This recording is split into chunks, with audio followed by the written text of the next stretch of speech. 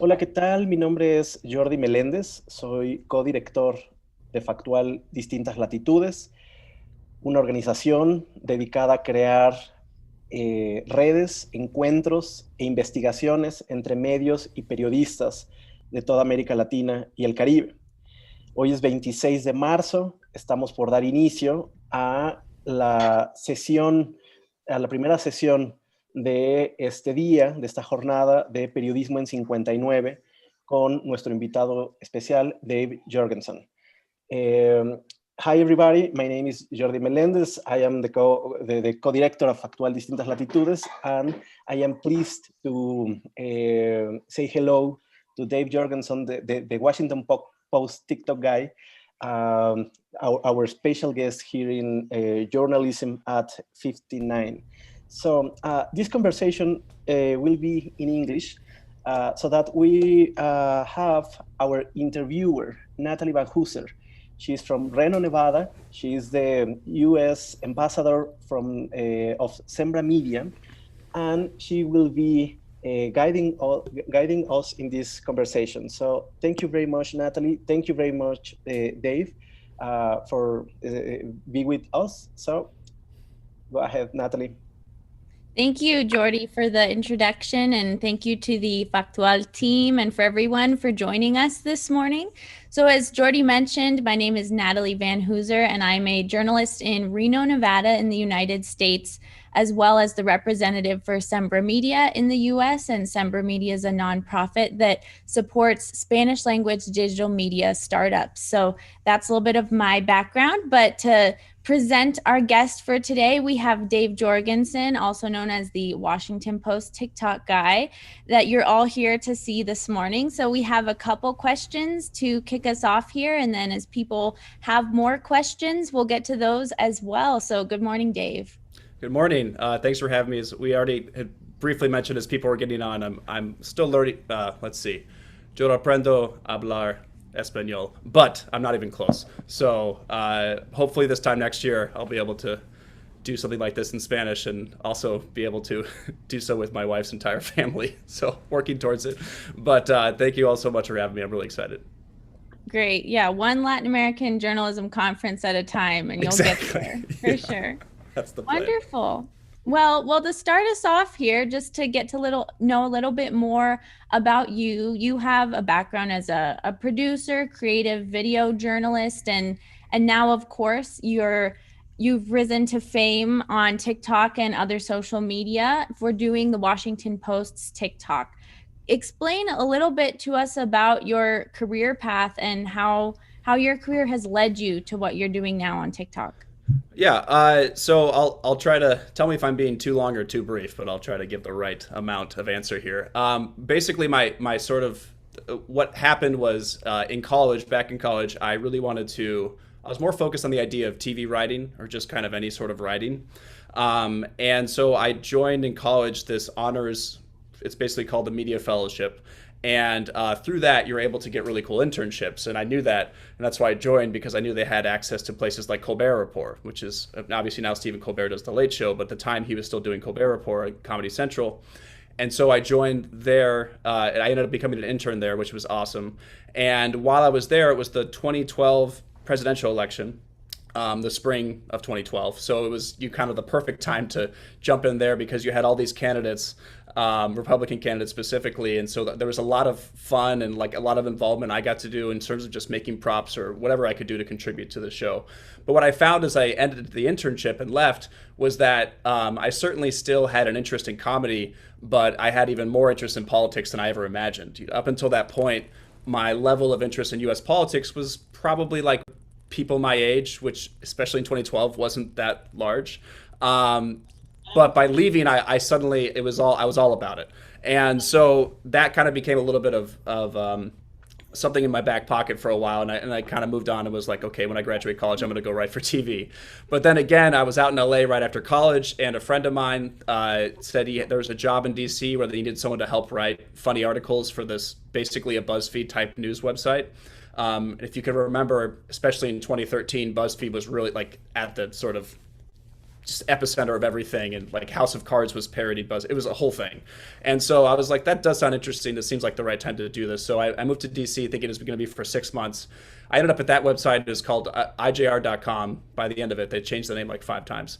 And I was working there writing these kind of goofy articles. And then eventually they wanted to develop a video team, which was more my interest anyway. And so I became part of that and was making little series. I had one series where I put on my old Boy Scout uniform and asked people questions on the street because it confused people. It was kind of like, if you can think of like the Jimmy Kimmel thing on the street, similar to that, in that it sort of disarmed people, or even like a Billy Eichner, somewhere in between those two things.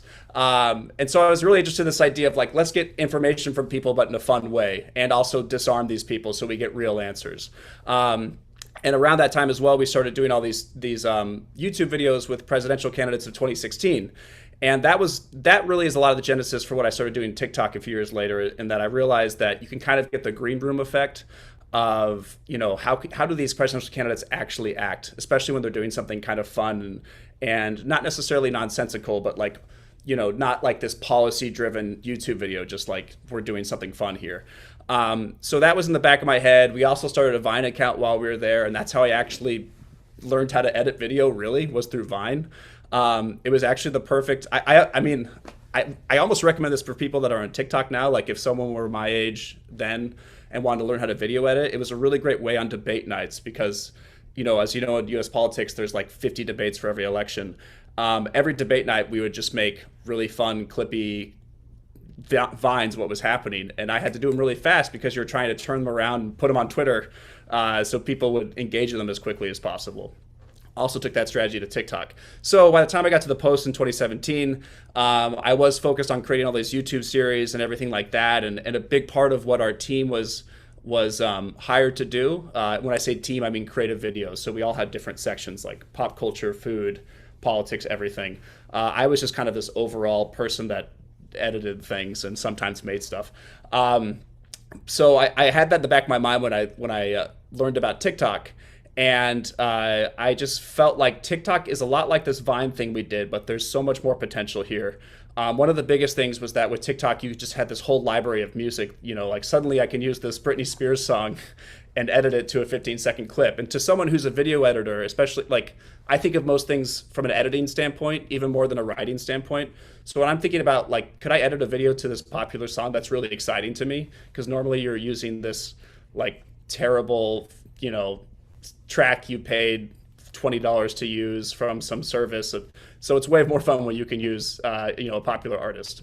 So I had that idea, and I thought this is going to be a popular platform, and I pitched it to the Post. I got the right people to say yes.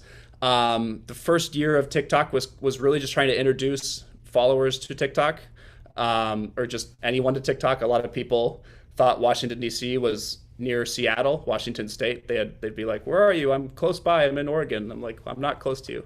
But that was cool. So it was a really, like, almost, in some ways people call it a branding thing, and certainly that's true. My intention was really overall just to introduce Washington Post to Gen Z. And so, of course, now we've pivoted even more so to doing news. So a roundabout answer, but that is basically my background leading up to this point. Thank you. Yeah, and that definitely does take us from your beginning in journalism and creative video to now, and what the Washington Post TikTok account looks like. So talking about that a little bit, the Washington Post TikTok launched in May 2019, and today it has nearly 1 million followers. So explain with that, as far as, I'd like to know a little bit about the identity and the conceptualizing the identity of that account. So far, you're the main host. You're the guy. You're the TikTok guy. So how did that decision come about? And I know some of this I'd like to speak to as far as pre-pandemic and post, like during pandemic, that also has looked a little different as well. So explain that to us. Sure. Okay. So I'll do my best again, because there's so many factors at play. But the initial thing was, I want to make this account, and I think I had the skills, the specific set of skills, Liam Neeson skills, to execute this account. And they basically said yes to that. And so the first few TikToks, you'll notice, especially just that first year in the newsroom, there's a lot more people involved in them. But to your point, I'm sort of the host. I always kind of said I was like the tour guide of the newsroom, just as a joke, like I'm just this like goofy bellhop. But that was kind of the idea, is like I'm introducing you to the newsroom of the Washington Post. And so every TikTok, for the most part, I was trying to show either a different journalist or a different area that we cover. But again, I was sort of up in front and center, and I'd still like, I kind of hate saying it now, but I've had to sort of learn to accept it. But a lot of what the creative video team was built to do, and this is like everyone I work with just on this overarching video thing, that whole team, which was conceptualized and started in 2017, half the team is hosts, and the idea really is host-based videos, because the Washington Post has really bought into this idea that certainly you can have videos without people in them explaining things, but they do really buy into the almost YouTube concept of if there's someone I'm listening to and relating to on every video, then I'm more likely to come back and listen and follow and trust this person. So I was taking that, and I was being the host, but I was also trying to, like, you know, essentially create the Washington Post TikTok cinematic universe, as we jokingly call it. Not as big as Marvel, but sometimes we have special effects. So it was that idea of kind of creating this group of people. And of course, we go into quarantine a little over a year ago, and I was like, well, this is going to be really difficult. Like, I knew I could still incorporate people on TikToks, but it wasn't going to be as easy. Whenever I was in the newsroom, I was talking them through every single thing I wanted them to do. And I just already knew that was going to be way harder. And that was true, because I have done some with other, colleagues, but it's always a much longer day. So I said to my boss, I said, what if instead of, one TikTok a day, I'm doing 2 a day. And that's all I'm focusing on. I'm not doing all this other stuff I did outside of TikTok. I'm just focusing on TikTok. And she was immediately said yes. I don't know if she would have said yes if she'd known this was going to be over a year, but she said yes. And so that contract still stays. That's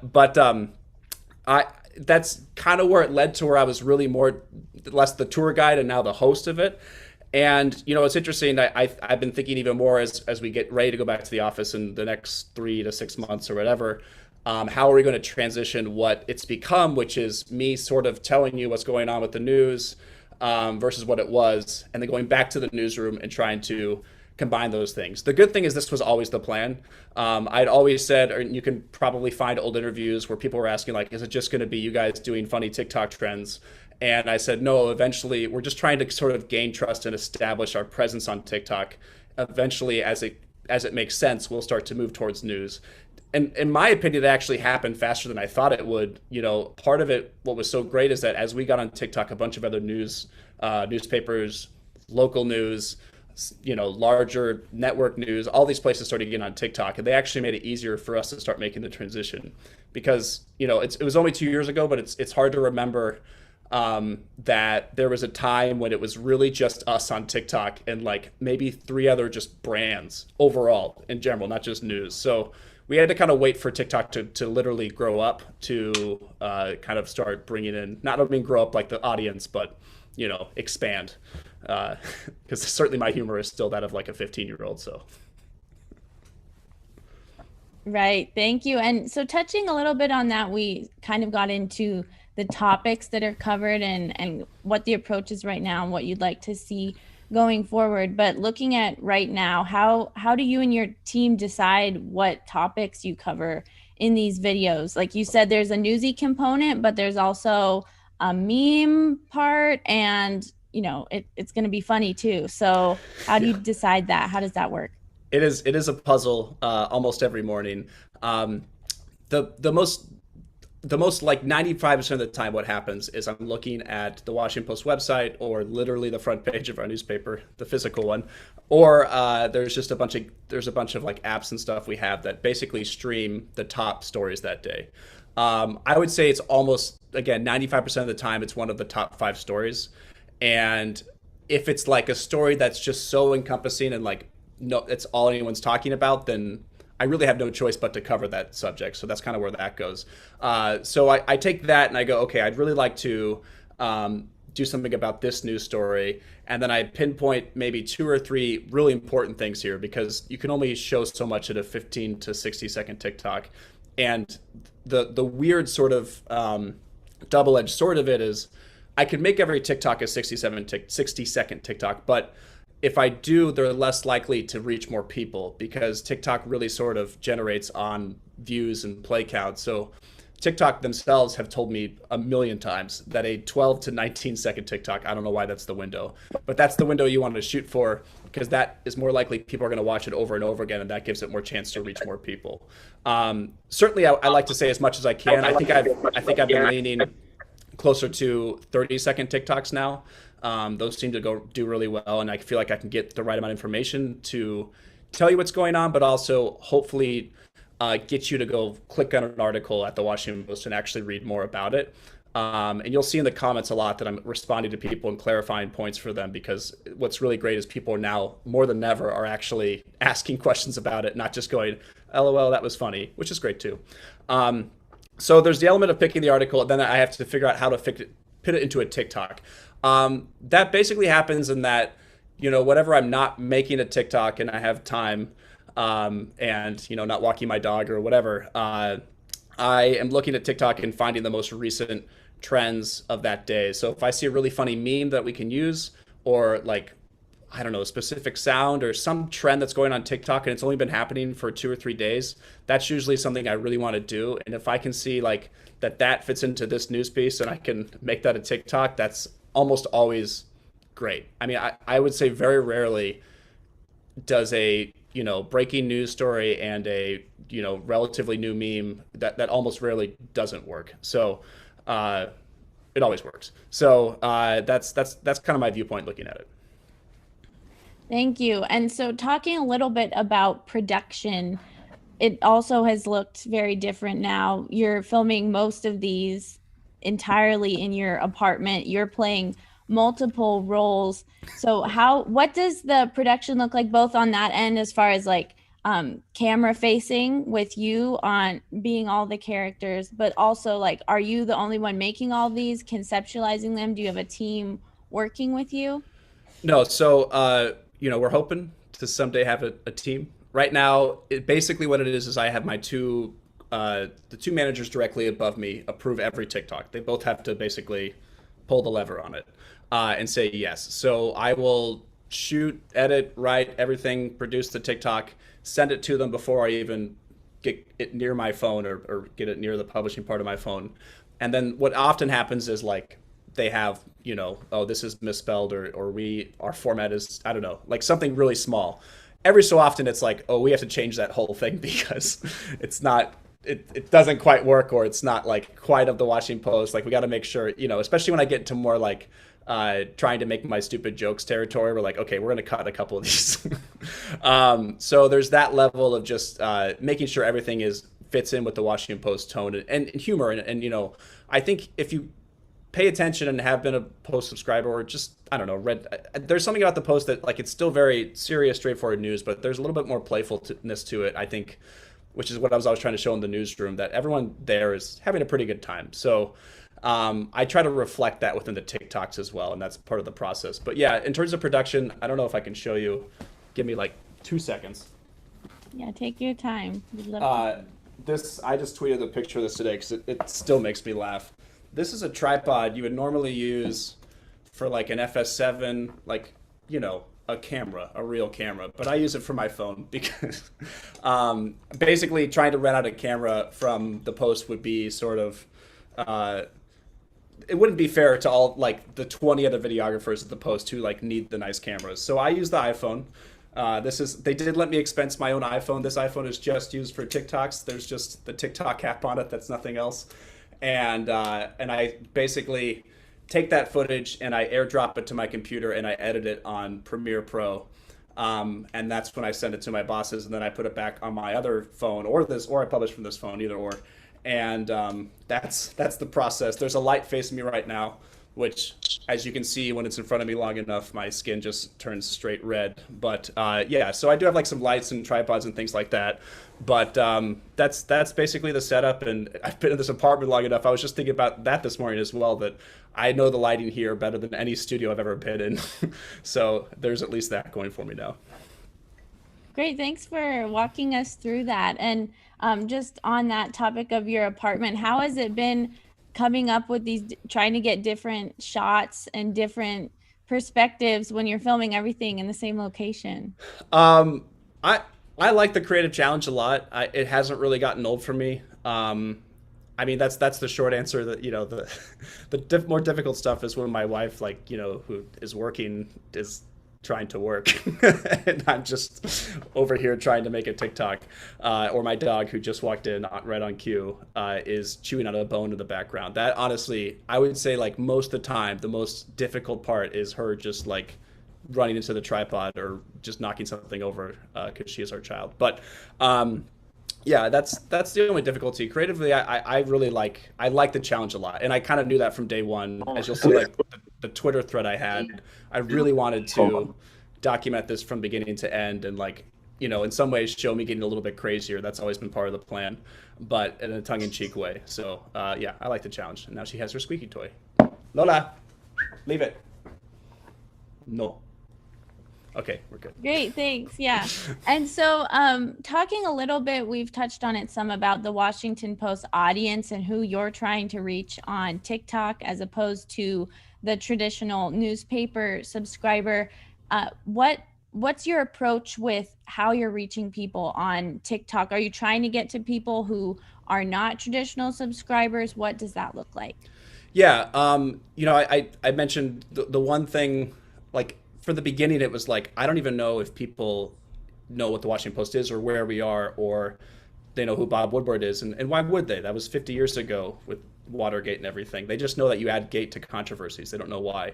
So I think it was really just introducing the Post. And then, as we have found recently in the last year, is that we can actually start to bring in subscribers. So the approach has been, you know, either just kind of a fun TikTok where I'm telling people, hey, we have this new subscriber discount for TikTok followers, which still stands. It's WashingtonPost.com/Dave. And that's basically, it's oriented especially towards students. So if you have like an EEUU email, all those type of things, so that was a really smart thing by our subscription team, and obviously brought in some subscribers that way. And just on, you know, we have kind of the two tracks of trying to directly bring subscribers through the link in our bio, but also I'm still just very much aware of this idea that, like, we just need to sort of slowly gain trust. Like, if you're someone who's heard about the Washington Post only from your parents, and maybe your parents have a different view than we would like, hopefully over time, TikTok, you're gaining our trust and you're learning from us. And, you know, 5-10 years down the line, you actually feel like, okay, I should subscribe to this newspaper, and that to me is a huge victory, to however long it takes. Right. Thanks for walking us through that as well. And now we're receiving some questions from our audience here. So the first one is, how difficult is it to be creating this TikTok content on a daily basis? What does that look like for you? We've talked a little bit about the creative challenge, but like you said, these have to be funny, and you're turning, you said, you know, 2 around, that kind of thing. Yeah, I would say, like, basically Monday, Tuesday, Wednesday, I'm just flying, I'm fine. And then Thursday hits and it's just, I still do it, but I think because I set this goal of 2 a day, I can't not do that. So luckily I'm a stubborn enough person that I will put something out, and you know, it's always high quality.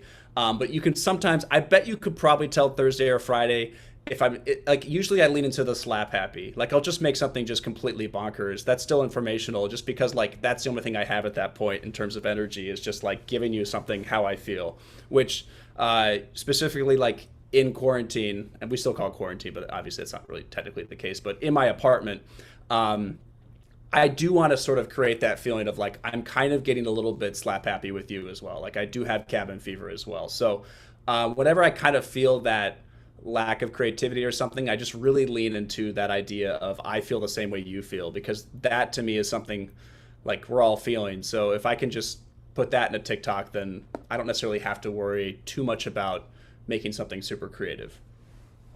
Right, that makes sense. And a question related to that we just got has to do with that, like, more fun, creative content you're producing. So you mentioned your background is more in that, like, political, comedic, satiric writing, like, you know, thinking Colbert Report.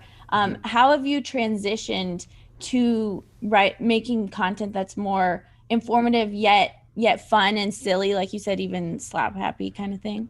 Yeah, the thing that I did not expect to happen, but lines up with how I viewed TikTok was I didn't expect it to happen as quickly as TikTok from the beginning, I described it as like a dinner party that we were invited to, and we just brought the bottle of wine and we're like, we're the fun newspaper, Dad. That was the idea of just like, this is the tone of TikTok and we're just trying to match it. We're not trying to tell you what TikTok is.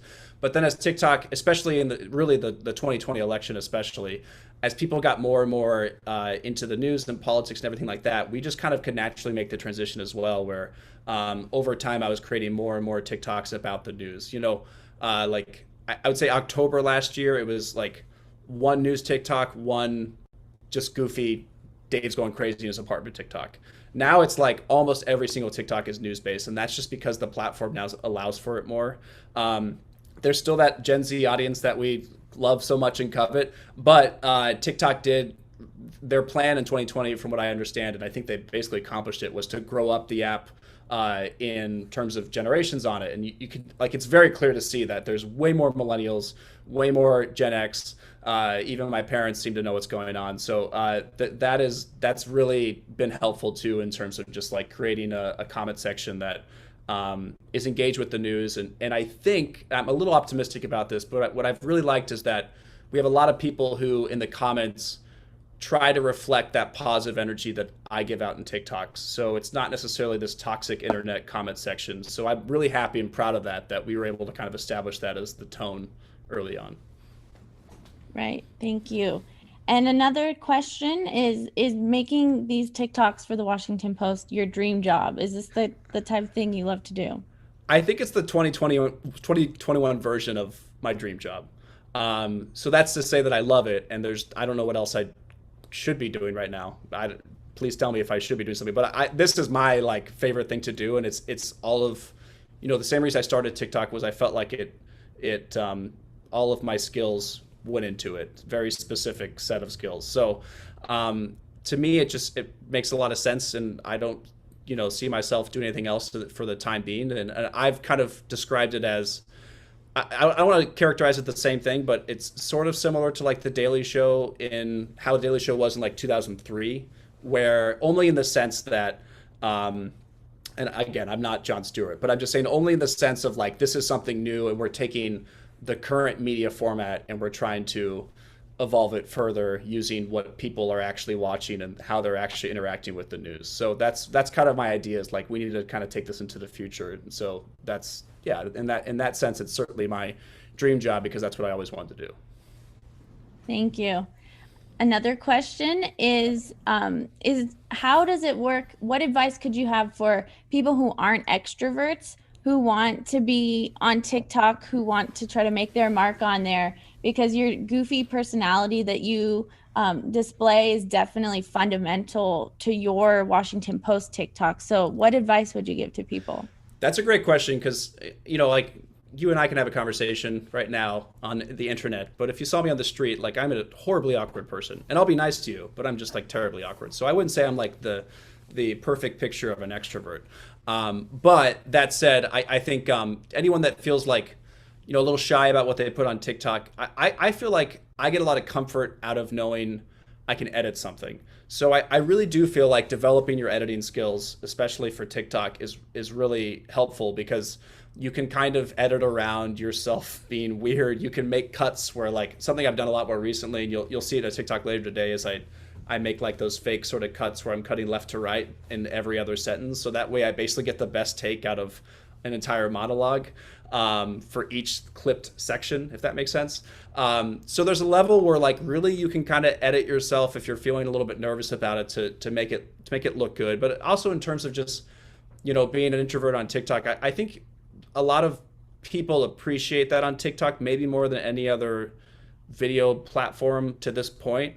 I feel like YouTube specifically just seemed to support this idea of just like, someone yelling at the camera. Nothing wrong with that, but it's kind of evolved more. And like YouTube itself has evolved, where like people are doing like, makeup videos where they're just like talking to the camera, and it's very calm, and it's not what it was 6 years ago, where it was like jump cuts and someone losing their mind. So I think it's actually sort of trending towards that, where people are more relaxed by someone who's not necessarily going wild on TikTok. So I guess what I'm saying is like, don't be afraid, because it supports introverts. Yeah, that makes sense. And your point about being able to edit it is a good one to keep in mind too, Yeah. that you can try again if you're not exactly pleased with how it turned out, or make it better. Exactly. So next question is, do you have an editorial line that you follow when preparing content? You mentioned conversations with your managers above you to make sure it's kind of, on brand and part of Washington Post style. Are there any things that you really try to avoid that you would suggest people keep in mind when also creating news related content on TikTok? Yeah. Obviously what's really nice is that everything I make that's news related is like directly based in a Washington Post article. So I already know that it's been fact checked. So obviously for that reason, I would say like, maybe double check, like check in a couple different sources that whatever you're saying is totally true. Because what is nice about TikTok, but can be like frightening, is that people will call you out if like even one thing is slightly off. And that's good. But it's just a lot of fact checking. I think, if you're just trying to do if you're not doing something where you're someone who is like trying to make a point like right or left, if you're really just trying to do a news-based TikTok, removing emotion as much as possible. And if there is some emotion that you think needs to be like part of it, I think you either use that's where the humor comes in. I don't like any TikTok I've made where it seems like I'm just like, too serious. I feel like those don't do as well, and I can understand why. And certainly sometimes the moment just calls for it, anytime there's been a mass shooting or with George Floyd, all these things that were just like, I'm not going to make a joke about them, so we're going to make a serious TikTok. That you can't avoid. But if it's something where it's like, I can't believe Congress hasn't acted on this. Like we've seen that recently with our TikToks. I've kind of all I've been doing is poking fun at Congress. And I think that's something that's universally liked. So, just this idea of like trying to use humor if it gets too emotional, but make sure you're checking the facts. And yeah, the one other thing I would say is that make sure your style is consistent. You'll look at like Now This Politics or CBS News or Yahoo News, all of them are on TikTok now. They all have like a very streamlined sense of how their TikToks go. So make sure it feels consistent throughout. Right, thanks. And another question is what's the unique way that you get to interact with your audience on TikTok as opposed to another platform? What's that engagement look like? It's certainly within the comment section, and I love it. If I could spend more time in the comment section, I would. There's some really, I call them my little scamps. There's just like some goofballs in there that just say like the funniest things, and I try to respond. And again, that's where I try to create this atmosphere of like not a negative community. So yeah, I think definitely the comment section. The TikTok Live is something that we haven't yet fully gone into, but we plan to.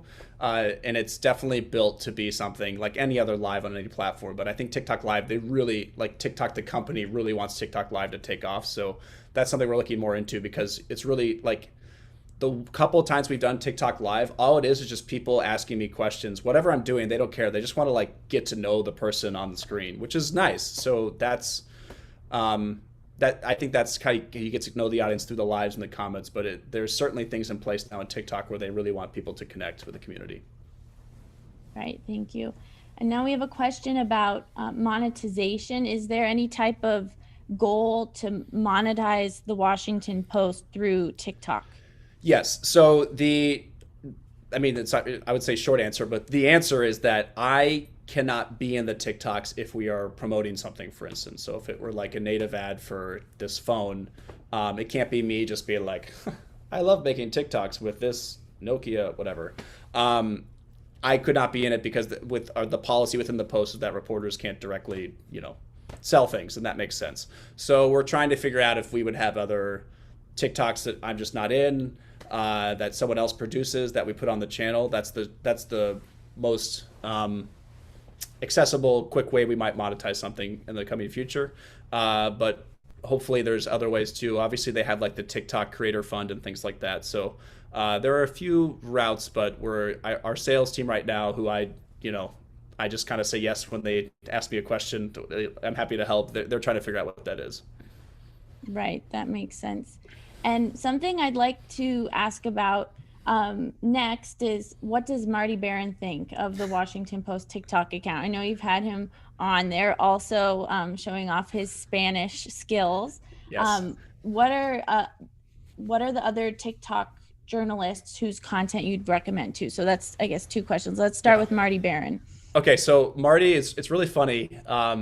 Well, first of all, his philosophy, and obviously he's just left the Post, but he was actually really integral to kind of allowing me to keep having the TikTok account, because basically his support by being in TikToks early on. I mean, his willingness to play with me a month in, like I think it was literally a month after we had the account, and being the first TikTok he was in was great. And after he did it, all I had to do, and I was trying to get other people in the newsroom to be in TikToks and be like, well, here's the one that Marty did. And they're like, Marty did one? And so suddenly the fear was gone, because they all thought they might, like, am I allowed to be in this? And obviously they have to get approval from their like editor, but like they would suddenly want to do it. So that's how we got like 5 Pulitzer Prize winners in TikToks all of a sudden, thanks to Marty. And yeah, certainly everyone should go see the Spanish speaking one with Marty. He was really excited to do that. His Spanish is like very good, and I think he was eager to show it off. Yeah, Marty's very supportive. His whole philosophy is, and I'm not going to get it verbatim, but it's basically like, don't take yourself too seriously. Like, take your work seriously, but not yourself. I think he really believes in that, and so that was perfect for the TikTok account, because clearly I don't take myself too seriously. So yeah, he was very helpful there. What was the second part? The second one is, what other journalists who are on TikTok would you recommend people follow for TikTok news inspiration? So I already, in terms of other news organizations, I think Yahoo News, CBS News, USA Today, Now This Politics is really good. What I like about Now This Politics, to be more specific, is the guy who runs it, Ian, will take current events, and this is not necessarily a new concept, but he'll take, like, politicians saying something from 20 years ago, contradicting or supporting something they're saying now.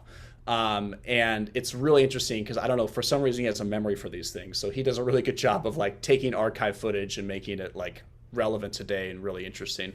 As far as individual, there's not a lot of like individual newsy people. Max Foster from CNN is really good.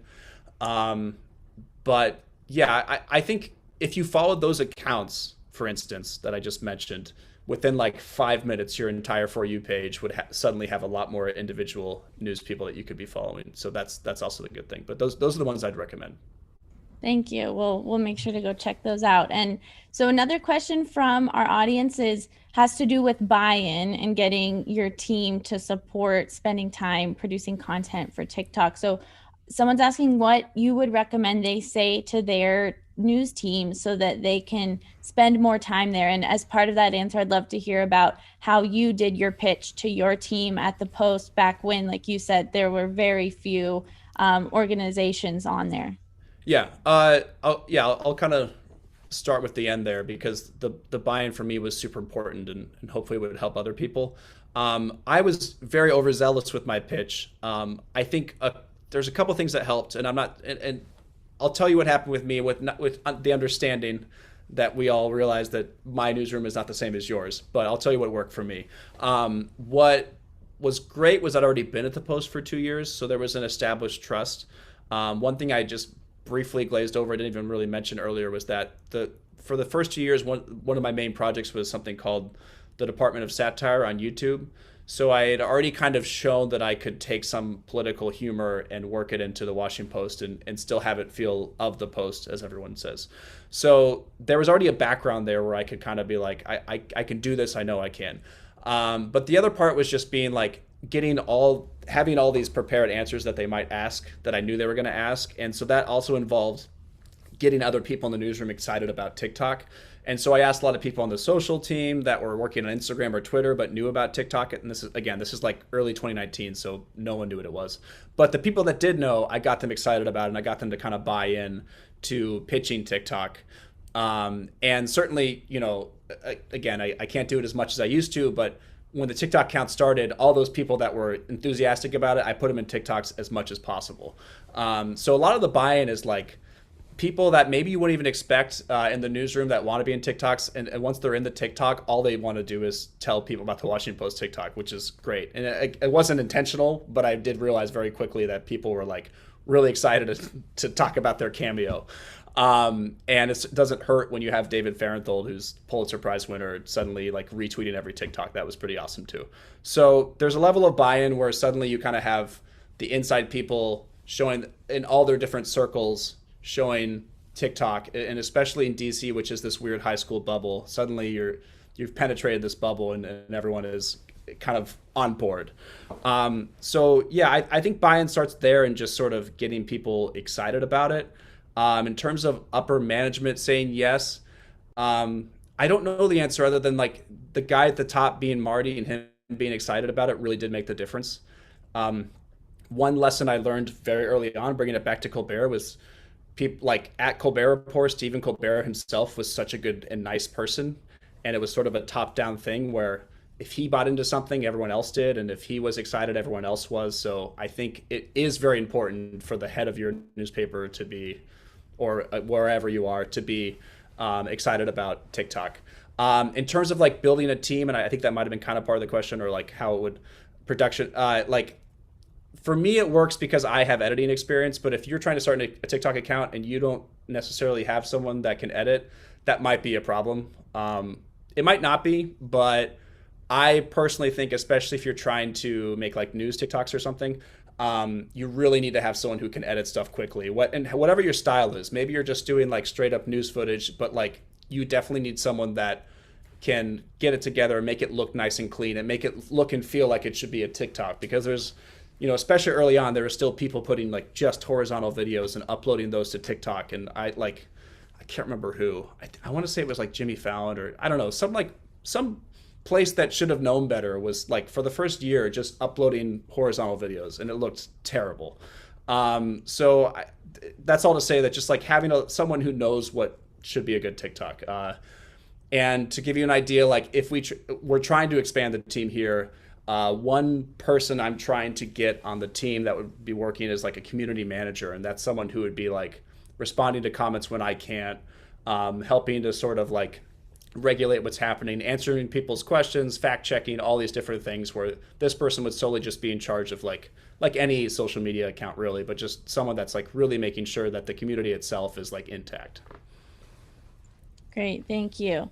And we have a couple more questions from the audience, and then I know in the last section we're going to do some kind of lightning round, a few questions in a minute or less. So another question before that, though, is how do you approach framing content for a younger audience, for people who might, like you mentioned, with your 2012 politics, like maybe they're not dialed in yet to the politics, the elections right now that are going on. How do you bring that news to them? So I guess there's two ways I think about this. One is like, unlike 2012, the one difference I would say is that I think generally speaking, today's like Gen Z, whatever, like they're more dialed in than we were. Just I think out of, at least in the US, out of just like almost need to be. So there's that level there where there's a little bit more interest, but you still have to meet them in the middle, to your point. So that's why like a lot of the TikToks I make, I'm not necessarily trying to like dive deep into an issue. If I want to, if there's a political or any news thing that's happening that I want people to know more about, what I normally do is I make two TikToks, and the first TikTok is really just the surface level, like what's happening. So just introducing it to people who have no idea what's going on at all. And then the second one can almost be like a sequel, and that can get it. We did that this week, trying to explain what was going on with the AstraZeneca vaccine, where essentially they had like fudged their numbers a little bit, and like I wanted to introduce that story, but I also wanted to explain further like what it actually meant. And essentially we had like a sequel TikTok, which was just explaining why like that's a little problematic, but like also, by the way, this vaccine hasn't killed anyone. So we were trying to like get into it more deeply, but I knew that I wouldn't be able to get into all the information if I didn't just introduce what was happening in the first place. So I guess creating these sequels helps a lot. But with that in mind, the idea of, like for part 2. That's a really common TikTok thing. Like I made 5 parts, like for part 4. That doesn't really work. It's actually people get, it might work for some. I've never seen it working, but people get really annoyed when you're like for part 3, like for part 4, and then because then they have to stop what they're doing on the For You page and go to your account and find it, which doesn't seem like a lot, but no one wants to do that. So making sure you're kind of cognizant of how people's habits are on TikTok and basically working towards that. That's really how you kind of meet someone in the middle and explain a story to them. Thank you. And now we have arrived at our lightning round. So each of these, if you could attempt to keep your answer at a minute or less, keeping with the theme of this conference. First question, have you received criticism or any type of critiques for choosing to do journalism on TikTok? No, other than like, a stray Twitter troll from time to time, but no one's doing anything right if they're not getting Twitter trolls. Right, thank you. Next question what are some of the limits that you see for producing news for TikTok? Is there anything that you don't like about that you're not crazy about? As I briefly mentioned, I wish like I could make longer TikToks, like 60-second TikToks, but the platform really doesn't support it. And sometimes I'll break that rule and I'll do it, but I wish that it supported more of a longer TikTok. Great, thank you. Next, what is some of your recent content that you're most proud of, and how did you come up with it? The thing I like to do most that's recent and I've been doing for like maybe 5 months is vaccine content. I really enjoy playing vaccines. I've made this joke that for some reason Moderna, the vaccine, is just overly friendly. That might have something to do with Dolly Parton loving Moderna. I don't know what it is, but I really like giving personalities to these vaccines and trying to explain who they are when they're having conversations with each other. I really like that. Fun, thank you. And then the last one for this lightning round is there content that you'd like to produce in the future after the pandemic that maybe you haven't been able to do as a result of it?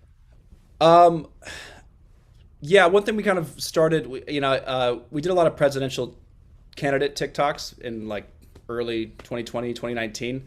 I'd like to do more sort of traveling TikToks where we do like a series of TikToks elsewhere. And we did it a little bit before, but I want to do it a lot more. Like for instance, I want to do like a whole series in Alaska because I've become jokingly, but now seriously obsessed with Alaska in my TikToks.